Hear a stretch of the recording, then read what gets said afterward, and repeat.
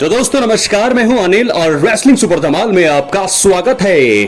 तो दोस्तों आज का स्मैकडाउन का शो जो है खत्म हो चुका है और कमाल का सेगमेंट हमने देखा जॉन सीना का। जॉन सीना ने ही शो की शुरुआत करी और मेन इवेंट में भी हमको जॉन सीना ही देखने को मिले। तो दोस्तों आज क्या क्या हुआ स्मैकडाउन के शो में वो मैंने आपको पिछली वीडियो में बता दिया है, वहां जाकर के आप देख सकते हैं और वो सारी जानकारी आपको वहां पर मिल जाएगी। लेकिन हम आज की इस वीडियो में बात करने वाले हैं अपडेट की आगे होने वाला क्या है। तो दोस्तों जॉन सीना आए और कमाल का उन्होंने प्रोमो दिया। शुरुआत में आते ही कमाल की एनर्जी रहती है जब वो आते हैं और जिस प्रकार का उनका प्रोमो रहता है, माइक स्किल्स जिस प्रकार उनके पास है, वो मुझे लगता है दोस्तों पॉल हेमन के अलावा, जॉन सीना के अलावा पॉल हेमन भी वैसे हैं, किसी के पास वैसी स्किल नहीं है।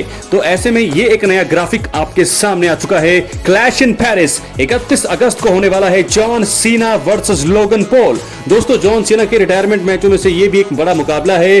तो यूट्यूबर से मुकाबला होगा जॉन सीना का। क्या होने वाला इस मैच में भी बहुत सारी नजरें होंगी। लेकिन फिलहाल आज आते ही वो बहुत ज्यादा चीजें कही उन्होंने। और जो क्राउड होती है दोस्तों बहुत ही ज्यादा वाइल्ड क्राउड होती है, क्रेजी क्राउड। ये बच्चा आप देख सकते हैं कितना ज्यादा यहां पर एक्साइटेड रहा जॉन सीना को देखकर। और जब ये मुझे लगता है 10-12 डेट्स बची हैं जॉन सीना की, जब ये डेट्स बहुत ही कम हो जाएंगी, ये टॉप 10 के नीचे अंडर 5 जब बचेंगी, तो वहां पर जॉन सीना के लिए क्राउड और भी ज्यादा क्रेजी हो जाएगा। क्योंकि ये आखिरी हम कुछ ही पल देख रहे हैं जॉन सीना के WWE की दुनिया में। तो उसके बाद लोगन पॉल ने एंट्री करी। लोगन पॉल आते हैं, बताते हैं लोगन पॉल की अब वो जो है जॉन सीना को चैलेंज करेंगे, उन्हें हराएंगे, उनके फेयरवेल टूर को बहुत ही ज्यादा बर्बाद करेंगे, जिसके चलते यहां पर जॉन सीना चैलेंज को एक्सेप्ट कर लेते हैं। और अब दोस्तों हम देखने वाले हैं क्लैश इन पेरिस 2025 में John Cena versus Logan Paul मुकाबला। कहां दोस्तों हम लोग सोच रहे थे Brock Lesnar John Cena match होगा, तो बहुत ही तगड़ा मुकाबला होगा। जॉन सीना बड़े से बड़े सुपरस्टार्स के साथ भिड़ना चाहेंगे अपने आखिरी के कुछ मैचों में, लेकिन लोगन पॉल के साथ उनका मुकाबला दोस्तों बहुत सारे लोगों को ये मैच पसंद नहीं आया होगा। और दोस्तों मुझे भी ये मैच का आइडिया जो है इतना पसंद नहीं आया, क्योंकि जॉन सीना अपने फेयरवेल टूर में है, आखिरी के 10 डेट्स बची हैं, यानी कि 10 डेट्स में से कुछ उनके प्रोमो सेगमेंट होंगे, कुछ मुकाबले होंगे, तो 4-5 मैच मुझे लगता है उनके होंगे। 4-5 मैचों में से क्या लोगन पॉल ही दोस्तों वो हैं जिसके साथ जॉन सीना का मैच होना चाहिए, ब्रॉक लेसनर के साथ होना चाहिए। इतना लेट क्यों कर रही है ये बात कर लेते हैं उस कारण के बारे में भी, कि क्या कारण हो सकते हैं कि ब्रॉक लेसनर आज स्मैकडाउन में आई नहीं। और अब लोगन पॉल और जॉन सीना का मैच बुक किया है क्लैश इन पेरिस में। ब्रॉक लेसनर और जॉन सीना की राइवलरी को क्या आगे के लिए बचा के रखा है, आइए बात कर लेते हैं दोस्तों इस बारे में। तो दोस्तों सबसे पहले आपको बता दें कि समरस्लैम 2025 में एक एपिक रिटर्न हुआ था पीस ब्रॉक लेसनर का। आते ही उन्होंने जॉन सीना पर अटैक किया, F5 किया, और हमें लगा कि अगले ही शो में जॉन सीना ब्रॉक लेसनर का जो है मैच ऑफिशियल होगा अगले किसी इवेंट के लिए, क्लैश इन पेरिस के लिए, और बहुत ही तगड़ी शर्त जोड़ी जा सकती है उस मैच के लिए। लेकिन ऐसा कुछ हुआ ही नहीं। आज स्मैकडाउन में सभी यही इंतजार कर रहे थे कि ब्रॉक लेसनर आने वाले हैं। जॉन सीना ने भी मेंशन किया कि ब्रॉक लेसनर से वो डरते जरूर है, लेकिन अब डरने की जरूरत है ब्रॉक लेसनर को, क्योंकि उनके पास जॉन सीना प्रॉब्लम है। उन्होंने सबको चैलेंज किया जॉन सीना ने, और उन्होंने कहा कि ब्रॉक लेसनर अगर आपको ये मुकाबला चाहिए, चैलेंज चाहिए, if you want some come get some. Brock Lesnar को चैलेंज किया जॉन सीना ने। लेकिन उसके बाद आपको बता दें एकदम से लोगन पॉल की एंट्री हुई, और लोगन पॉल जब आए तो मुझे लगा कि ये राइवलरी कहां को जा रही है। 20 ब्रॉक लेसनर का वेट उस समय सभी कर रहे थे जब जॉन सीना ने चैलेंज किया, लेकिन ऐसा नहीं हुआ। ब्रॉक लेसनर वहां पर नहीं आए, और मुझे लगता है ये कारण ये हो सकता है कि उनको एक बड़े प्रीमियम लाइव इवेंट, क्योंकि क्लैश इन पेरिस को इतना बड़ा प्रीमियम लाइव इवेंट माना नहीं जाता है।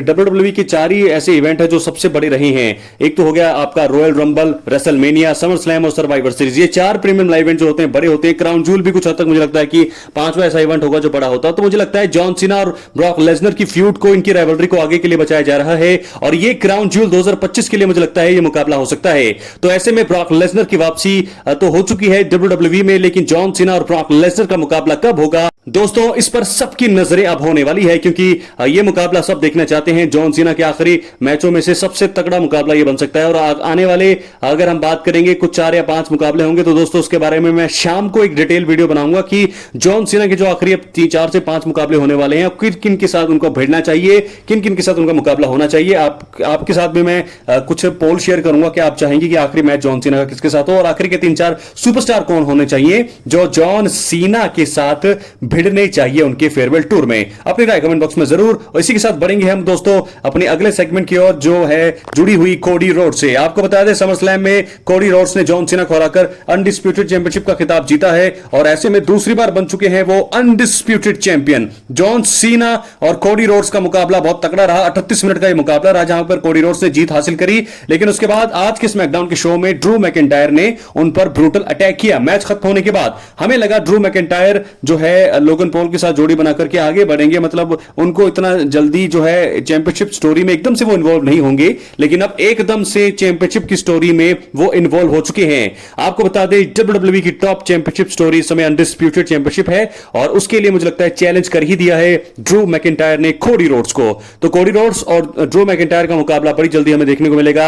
यह मुकाबला कहां होगा, यह भी किसी बड़े स्टेज के लिए हो सकता है। क्या क्लैश इन पेरिस में होगा, इसका भी हमें बड़ी जल्दी पता लगने वाला है। लेकिन अब यह चीज तो दोस्तों पता लग गई है कि कोडी रोड्स का अगला चैलेंजर है जॉन सीना के बाद, जो चैंपियनशिप के लिए उनको पहली बार चैलेंज करेगा वो है ड्रू मैकिंटायर। ड्रू मैकिंटायर एक हील के दौरान में है, हील रन में है, कमाल का परफॉर्मेंस कर रही हैं। तो दोस्तों क्या ऐसे में यहां पर कोडी रोड्स की हार होगी अगले किसी इवेंट में? क्या ड्रू मैकिंटायर कोडी रोड्स को हराकर बन जाएंगे नए अनडिस्प्यूटेड चैंपियन? मुझे लगता है दोस्तों अभी नहीं, क्योंकि अभी अभी ही कोडी चैंपियन बने हैं, और एक बार एकदम से उन्हें हार के लिए बुक करना बहुत ही बड़ी गलती होगी। ड्रू मैकिंटायर को जरूर आगे भी मौके मिलेंगे, लेकिन ड्रू मैकिंटायर और कोडी रोड्स का चैप्टर शायद ये पहला हो, 2 या 3 मुकाबले इनके हो सकते हैं, लेकिन फिलहाल यहां से एक मैच की नींव हो गई है।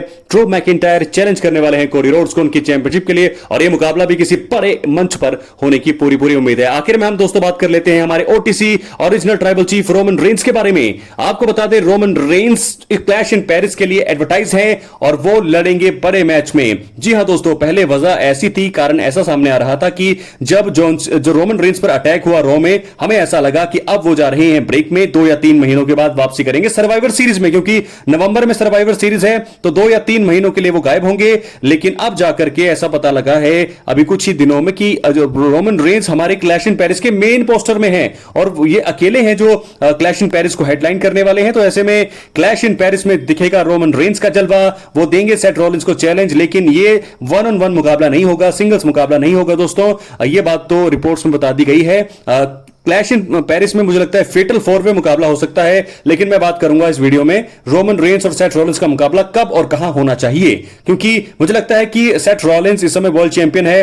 रोमन रेंस जरूर उनको चैलेंज करेंगे, लेकिन क्लैश इन पेरिस के बाद रोमन रेंस ब्रेक पर जाएंगे 1 महीने के बाद, और उसके बाद जब वो वापसी करेंगे तब उनका मुकाबला शायद क्राउन जूल में होगा, या सर्वाइवर सीरीज में भी हो सकता है। हालांकि सर्वाइवर सीरीज में रोमन रेंस अपनी blood line war games match में शामिल हो सकते हैं, तो अगर वहां नहीं होगा तो उसके बाद रॉयल रंबल में रोमन रेंस और सेथ रॉलिंस के बीच वर्ल्ड चैंपियनशिप के लिए मुकाबला हमें देखने को मिल सकता है।